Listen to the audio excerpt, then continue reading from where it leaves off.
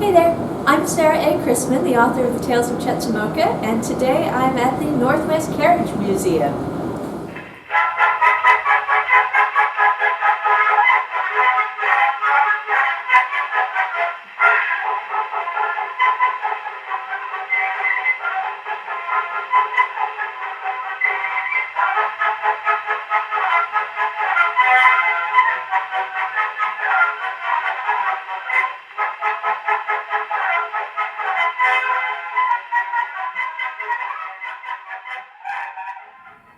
The Tales of Chetzemoka follow the adventures of a group of friends in the late 19th century Pacific Northwest.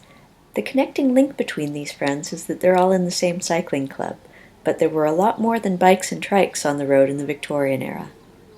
The clip-clop of iron-shod hooves was part of the constant soundscape in Victorian cities, and there was an amazing diversity of horse-drawn vehicles. To get a good idea in my head of the vehicles my characters would have taken for granted as everyday sights while I've been writing the Tales of Chetzemoka, Gabriel and I made a couple different trips to the Northwest Carriage Museum in Raymond, Washington.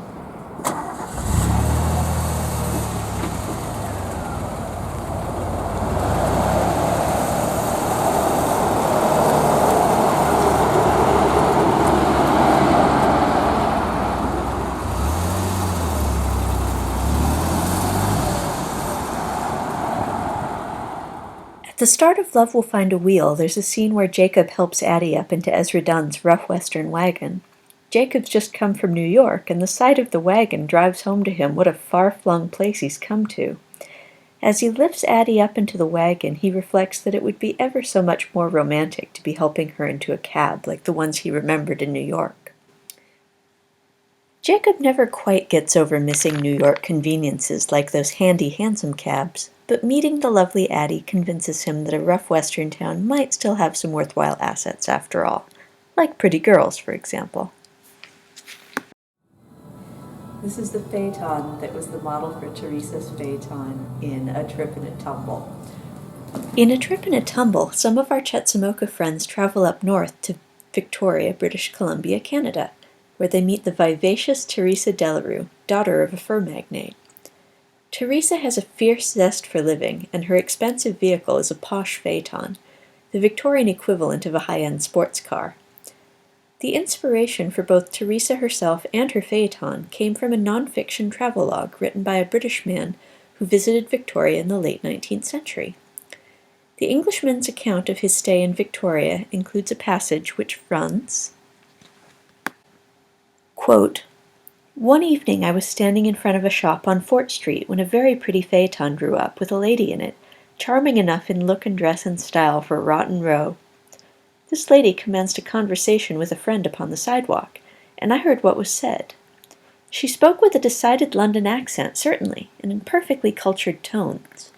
A man near me, whom I knew slightly, said to me as she drove away, 'Well, what do you think of that for an Indian?'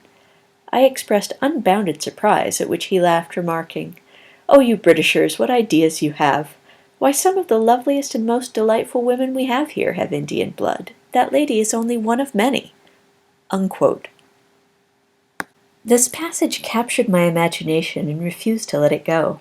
That image of a posh Indian lady dressed to the nines and zipping around in a pretty phaeton was such a beautiful picture of the complex cultural dynamic in the Pacific Northwest in the 19th century.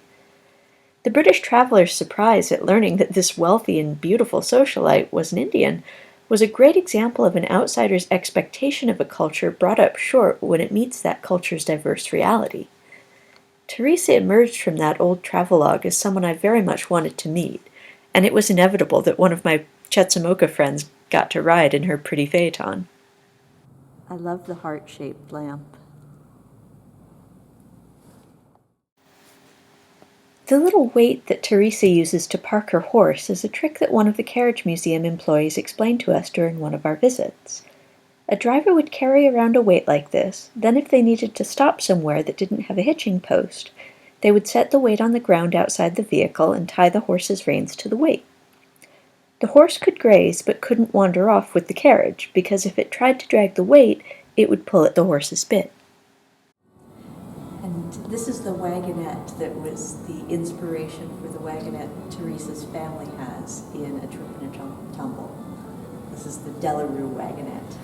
The wagonette that takes our friends to the circus is a type of carriage that was first introduced to England by Queen Victoria's consort Prince Albert around 1842, and then gained massive public attention from its showing at the Crystal Palace exhibition in 1851. From there, variations of the wagonette design spread throughout the British Empire, including to Canada, where our friends encounter it. I just love the special detail on the step that someone steps on when they get in. It serves as an anti-skid device, but it almost looks like a fleur-de-lis, so it was perfect for the French-Canadian Delarues. From the high-end world of phaetons and wagonettes, now for a quick look at the other end of the spectrum.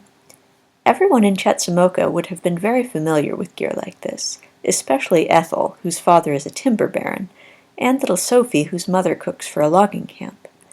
This is called a running gear, and it was used to haul lumber and logs to places that skids, waterways, and engine tracks couldn't reach. The lumber would be suspended between the front and back wheels, and the gear could be shortened or extended to accommodate different lengths of wood. In the Pacific Northwest, which was timber country, these were very important. Another daily sight around Chetzemoka would have been the oil wagon that delivered kerosene to people's homes. Sometimes these wagons would also sell little perfection heaters like the one I have in my den, which encouraged people to buy more kerosene. Just as there are a wide array of vehicles on the roads today used for different purposes and by people in many different walks of life, so too was there a great array of vehicles in the 19th century. Understanding a culture's transportation technology deepens our understanding of the world they moved in, and helps us understand that world just a little bit better. Thank you for watching today. I hope you enjoyed this video. If you did, please give it a nice thumbs up, and remember to tell your friends about my books. Happy reading!